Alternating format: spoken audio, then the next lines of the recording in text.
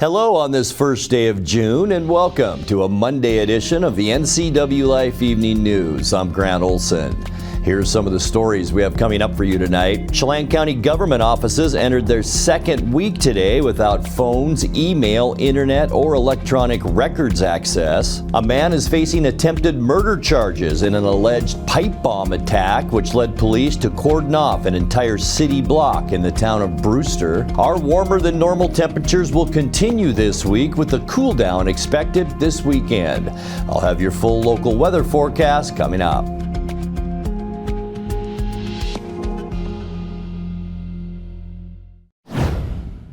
The Wenatchee Police Department is leading a homicide investigation into the death of one person found over the weekend on the back porch of a South Wenatchee business. NCWLIFE News and Wenatchee World reporter Oscar Rodriguez was on the scene today and has more. Police responded Saturday about 10:14 a.m. to a call for a welfare check at the Lionex of Wenatchee shop, where the owner says he found an unresponsive person in the back. The owner told NCWLIFE that he was disturbed by the whole scene, noticing blood all around the body. Police arrived on the scene and determined the person was dead and are currently investigating the matter as a homicide. Sergeant Joe Ian Monday did not have anything further to add and said that the investigation is currently in its preliminary phase. The police department is asking that anyone with working surveillance cameras in the area or anyone with related information contact the police department. I'm Oscar Rodriguez reporting with NCWLIFE. A man was found dead Saturday in the Okanogan River near Oroville after a witness reported seeing him floating face down in the river last week. The Okanogan County Sheriff's Office received reports on May 27th of a male drifting with the current after what might have been a gunshot was heard. The Sheriff's Office sent a boat, 2 jet ski watercrafts, and an aerial drone in search of the man, but weren't able to find him. Investigators were able to recover a firearm from the water where the man was last seen. After days of searching, on Saturday, a group of private citizens searched and located a dead individual whose body was identified as that of 42-year-old Matthew Brown. Brown was a star on Alaskan Bush People, a reality TV show about the Brown family's life in isolation in Alaska off the grid. Brown's body was transferred to the Okanogan County coroner, who will determine the cause and manner of death. Chelan County government offices entered their second week today without phones, email, internet, or electronic records access. The county has been slowed by a malware attack that was detected over the Memorial Day weekend, forcing most of its electronic systems offline. The county website and business portals remain deactivated while its professionals secure the systems. But most offices are still doing business the old-fashioned way, processing payments by cash and check only. Tomorrow, Chelan County Commissioners plan an executive session to interview applicants to fill the post of county auditor on an interim basis. Longtime auditor Skip Moore retired at the end of April, and commissioners must name a substitute until a full-time auditor is seated after the November election. Sentencing was delayed last week for the Wenatchee man convicted of murdering the tenant of his vacation home in Arizona. George Crater Jr. was found guilty in April of murdering Thomas Galatola, the 70-year-old renter of a house that Crater's family owns in suburban Phoenix.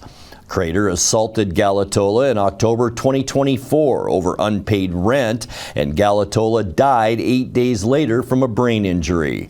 Crater's sentencing was scheduled for last Friday, but Maricopa County Judge Monica Edelstein told attorneys in the first-degree murder conviction may not stand under Arizona law because prosecutors failed to show a direct connection between the assault and the fatal head trauma. The judge ordered attorneys in the case to submit written arguments by July 20th. Crater's new sentencing date will be set at that time. When we come back, a bilingual regional wildfire preparedness website is now available for North Central Washington residents to find different wildfire information all in one place. And NCWLIFE News has been honored with a Regional Journalism Prize for its coverage of an education issue in the Kashmir school system. I'm Grant Olson, and you're watching the NCWLIFE Evening News. Chelan PUD works hard year-round to reduce fire risk and provide dependable service for our customers. But when extreme fire weather is forecasted, we may resort to a public safety power shutoff, turning off power to a specific area in order to prevent fire. In this rare event, we'll keep you informed before, during, and after the shutoff. To stay prepared and check if you're in a PSPS zone, visit chelanpud.org/PSPS.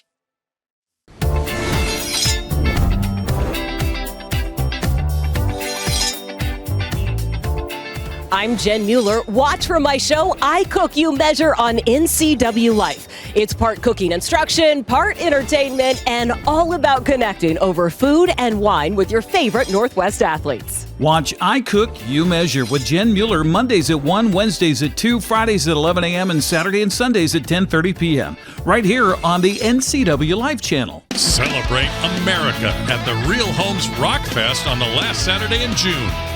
Great bands including Too Slim and the Tail Draggers and the best Bon Jovi tribute band, Non Jovi. It all happens at the Rock Island Golf Course. Free shuttle service with food and craft vendors and a wine and beer garden. Be prepared for family fun entertainment and live music till the fireworks show. The Real Homes Rock Fest at the Rock Island Golf Course Saturday, June 27th, 2026. Your favorite local channel is now available for free on your smart TV and connected streaming devices. Watch live programming and catch up with the latest shows on demand. See the local stories that matter to you. NCWLIFE, now on Roku, Fire TV, and Apple TV.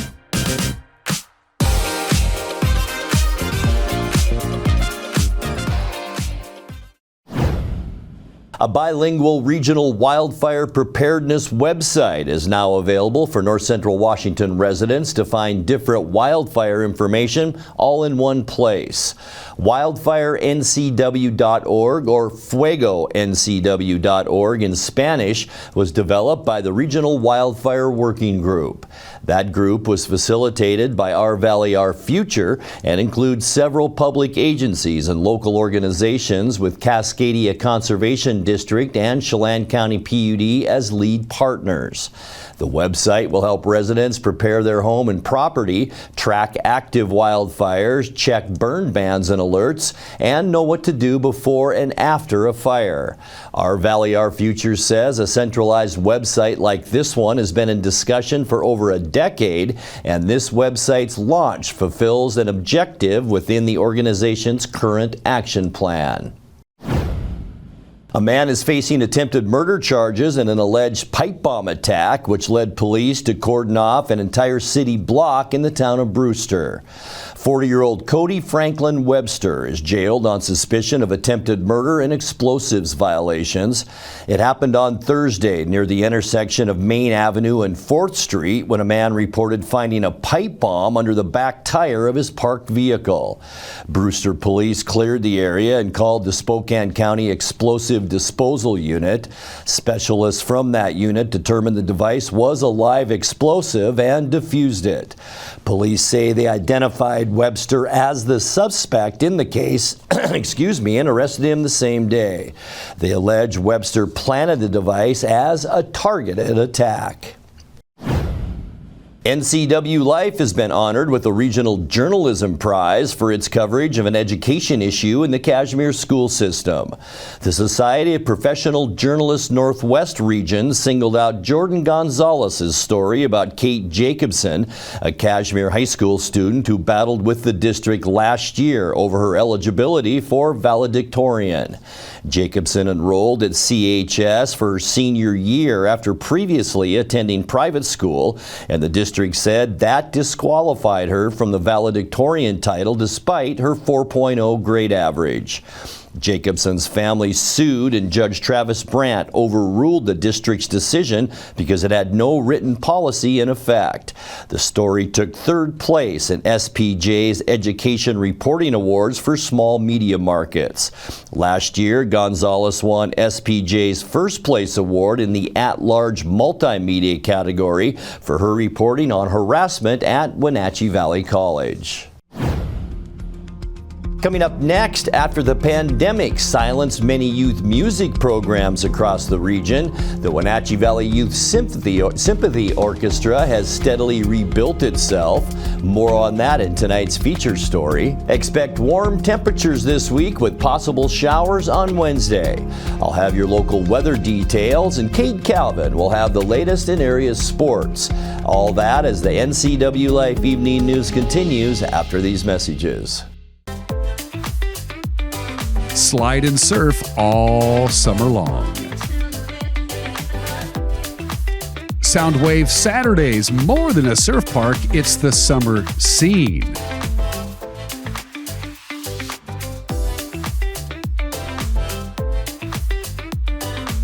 Grab a drink and enjoy live music every Saturday in July and August.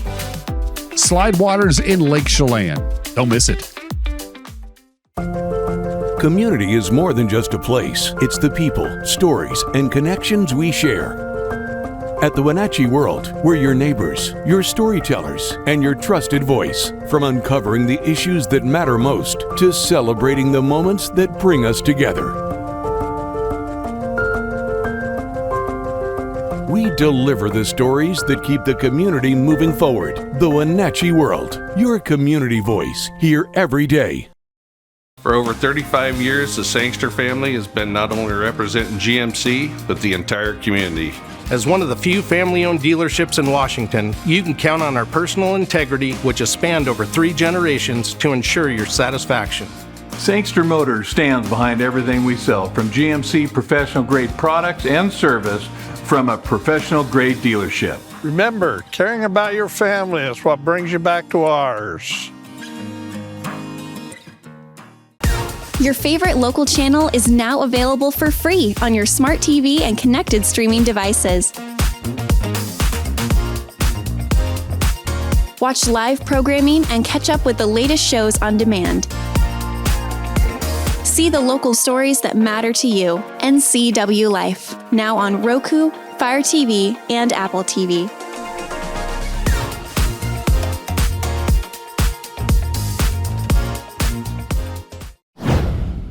After the pandemic silenced many youth music programs across the region, the Wenatchee Valley Youth Symphony Orchestra has steadily rebuilt itself under the direction of violinist and educator Michelle Vaughn. The Youth Symphony serves roughly 100 students throughout the school year, with about 60 musicians performing in each concert cycle. Students range from late elementary school through high school and come from across the valley. The ensemble concluded the school year with a concert at Eastmont Junior High School this past weekend. In tonight's feature story, we spoke with teachers and students during their rehearsal to learn about the symphony experience.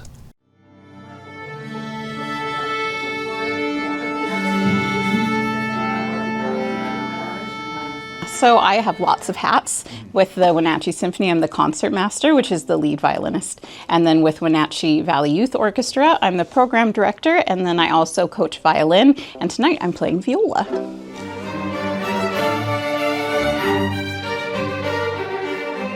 So this is our 4th year, and we grew out of, coming out of COVID, there wasn't a youth orchestra happening in the Valley, and all of my private students and public school strings players kept asking me, where can I get more music performance experience? And so Mrs. Armley, who's conducting tonight, and I put our heads together and decided that we wanted to get it going, and we asked the Wenatchee Valley Symphony to help us with that project. So under their umbrella and guidance, we've got the whole program built up. This is our 4th year.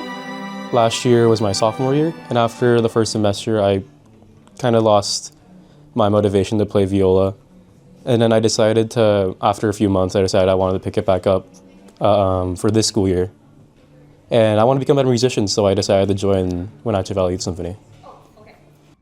With music, we have really talented young people, but they're also too talented and involved in sports and clubs and lots of facets of their life. So we set up the school year to have 3 sessions so that if they need to come for fall for youth orchestra and then go and play a sport and then come back for 3rd session, they can. And so that's about 10 or 12 weeks of music ending with a concert. for each session, and we run with the school year. Now we've got 3 conductors. I'm doing all the admin, and then we've got 5 coaches per group so that the students get a really well-rounded experience and help on any instrument that they happen to play.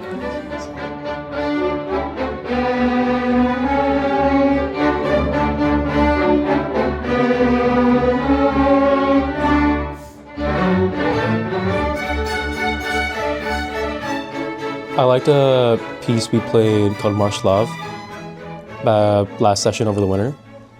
It was really cool and kind of a mysterious vibe, and it was cool. I like our piece Folk to an Air and Fiddler's Fury. It's cool. It's like kind of a silly name. It's some little fiddling parts I don't get as a violist most of the time. Some double stops. It's cool.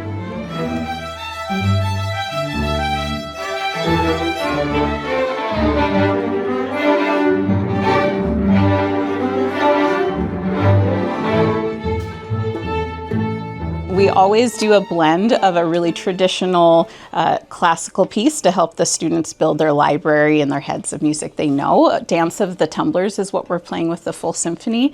And then we like to do something that really challenges their technique and is difficult. So the younger group is playing a piece called Arlington Sketches that has every bow technique you can think of.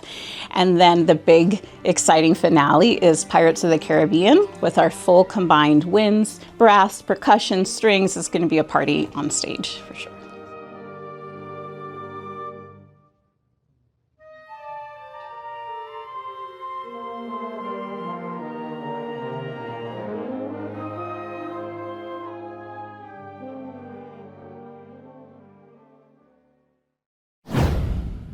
Time now for a check of your north central Washington weather forecast. Hope you had a fantastic weekend. Beautiful yesterday, and that translated into another really nice day today. The difference today and yesterday, not quite as sunny as yesterday. A few more clouds for our Monday, mainly mid-level clouds, and made for a nice shot of our friends up in Kashmir. That's our Hay Canyon tower cam, and all of us saw some of that high cloudiness out there throughout the day today. Not much wind to speak of, though. And as we make our way through the week and into this upcoming weekend, our temperatures will remain very comfortable here in Wenatchee as we get you into Tuesday, near 80 degrees. I think these are all a couple degrees lower than we'll see, probably in the 80s tomorrow, around 80 Wednesday, Thursday as well, a little bit cooler. And then the real cool down begins as we get into Friday and into the upcoming weekend. But cooler meaning we'll be down to about 70 degrees. So yeah, it will cool down, temperatures below normal as we make our way through the week. Unofficially, today's high temperature 78 degrees, slightly above 75. Excuse me, that's our normal high for this time of year. And our record high, boy, it was a hot one, folks. Back in the end of May in 1986, the 1st of June, 98 our record high on this date. 55 this morning, 52 our normal low temperature, and 39 our record. And that was set in 1976. Sunrise this morning, 5:08, and it sets tonight at 10 minutes to 9. All right, getting you into Tuesday's temperatures, as I mentioned, going to be a little bit warmer than today. 83s all over our map, especially here in the Columbia Basin, Moses Lake, Ephrata, Quincy, all at 83. We will see 83 here in Wenatchee as well. And then just slightly cooler up Highway 97, Eniat and Chelan at 82 degrees. Leavenworth 80, and Lake Wenatchee tomorrow at 78 degrees. So a really nice day on tap for Tuesday with not much wind to speak of. Tonight we do expect mostly clear skies. There's that ridge of high pressure up and over the Pacific Northwest, making for some very stable weather for the next couple of days. Mild tonight with lows in the mid to upper 50s, slightly above where we should be. For Tuesday, look at all the sunshine around Washington State. As I mentioned, hardly a breath of wind tomorrow. We're going to see high temperatures in the low, maybe even some mid-80s around our area for highs. And for Wednesday, a little bit of a dip in our weather. We'll see mostly cloudy skies. There is a large area of low pressure that'll bring some moisture up and down the top of the ridge, and that'll bring us about a 30% chance of rain on Wednesday. High temperatures still mild with temperatures right around 80 for Wednesday afternoon. And then Thursday, back to that sunshine. Sunny for north central Washington and warm. We'll see highs right around 80 degrees for Thursday. And then a bit of a cool down begins as we get into the end of the week Friday and especially into this weekend. You can see an area of low pressure spinning its way off the northwest coast, and that'll usher in a little bit cooler weather. Good shower activity in western Washington. Not so much here. We'll just see cooler weather with highs in the mid to upper 70s Friday afternoon. And then for your all important weekend coming up Saturday, partly cloudy skies. You can see our northwest flow of air, and that's going to bring a little bit of cooler weather our way. About a 30% chance for scattered rain on Saturday as well, with highs only around 70 degrees. And then a rebound as we get you into the end of the weekend on Sunday. Partly cloudy skies and warmer. Very nice with highs in the low to mid 70s. That's a look at your 7-day forecast, and it's brought to you by Colonial Vista Senior Living in Wenatchee, where comfort, care, and community come together. Overnight tonight, 55 degrees. Beautiful for Tuesday. Sunshine and 83. And then just a little bit of rain in our forecast for Wednesday, mostly cloudy and 80 degrees. Sunny and warm on Thursday. Once again, we'll hit about 80 degrees before we cool down just a little bit Friday, sunny and 77. Back to a few rain showers for Saturday and 69. And then by the time we get to the end of our forecast on Sunday, partly cloudy and warmer with a high then of 73 degrees. That's a look at your north central Washington weather forecast. Coming up next, Cade Calvin with a look at sports as the NCWLIFE Evening News continues right after this. NCWLIFE Channel is your local TV station. We believe in being the spotlight and mirror to the communities we serve in north central Washington. Programming on NCWLIFE would not be possible without our sponsors. Special thanks to our platinum sponsor, Alpine Air. Turn to the experts at Carrier and Alpine Air. Welcome back in, sports fans. Cade Calvin here with your sports report. We're at Carl Sparks Stadium in Puyallup. We're going to start with coverage of the 4A Boys Soccer State Tournament. For the first time in program history, the Eastmont Wildcats are 4A state champions. But before they could lift the trophy, they first had to survive the state semifinals. The number 7 Wildcats entered Friday's match against Lincoln, riding a 6-game win streak and looking to move one step closer to history. It feels good. It feels like we've met one of our objectives, which was to get here. Now it's a matter of playing the game, 80 minutes. Boys look relaxed. They look composed. Of course, there's pressure. But I think they can handle it well. The two teams traded early chances, while freshman goalkeeper Edwin De La Cruz kept the Lynx off the board with 8 saves in the shutout victory. Then Aaron Leone took over. The Seattle University commit scored once in the first half, then added 2 more in the second half to complete a hat trick and send Eastmont to their first state championship match in program history. One of our missions as players and coaches was to leave the jersey better than we found it. They've met that, but the job is not quite done yet. But one final test still stood in the Wildcats' way. Waiting in Saturday's title match was number 8 Sumner, a team that had not allowed multiple goals in a match since May 5th. The Spartans' defense won the early battles, keeping Eastmont off the scoreboard through the entire first half, but the Wildcats made adjustments at the break. We needed to have offensive presence. Our holding midfielders needed to step up a little bit higher and then spread off a little bit so we can try to play through. Our defense was doing a phenomenal job defensively to control their attack. Whatever was said in the locker room certainly worked. 7 minutes into the second half, Leone broke the scoreless tie, overpowering his defender and scoring unassisted. The goal fired up both his head coach and the Eastmont faithful.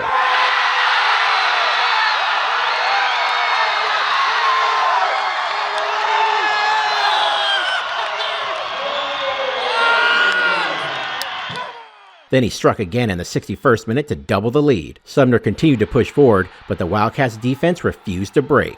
And it would come down to the late minutes because 2 days back-to-back of high-intense soccer, it'll get to you. The fatigue gets to you. The decision-making gets to you. It starts to lower. And our boys did an amazing job to to finish the game. And just to remove any doubt at all, Leon delivered one final moment of magic. With about 2 minutes remaining, the Eastmont star buried a free kick for his third goal of the match and his 46th of the season, the 101st goal of an incredible career. Sumner got a score back late, but this one had already been decided. When the final whistle sounded, the Wildcats had completed the greatest season in program history. State champions for the first time ever. I can't. It's really hard to control the emotions, man.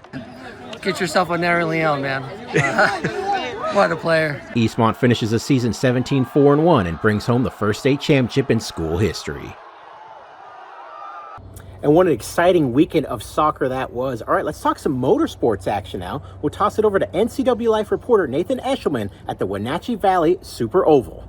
Thank you so much, Cade, and it has been an exciting week here at the Wenatchee 200. It was a very dramatic race being concluded on Saturday night with the race starting at 7:30 with the Cars Tour Super Late Model Series. The winner of the race, Dylan Zampa. The event was a great success, drawing in over 4,000 attendees across the Wenatchee Valley Super Oval. Biggest draws for the event, former NASCAR champion and future Hall of Famer Kevin Harvick. But it was actually one of his relatives, his younger son, just standing at 14 years old, Keelan Harvick, who took the show. He finished in 4th place, surpassing his dad in 5th place. And I got a chance to sit down with Keelan to ask about his race with his father. Yeah, it's just really cool to come out here, try to put a show on for the fans. It's a really cool opportunity. Yeah, it's always cool just to race against my dad.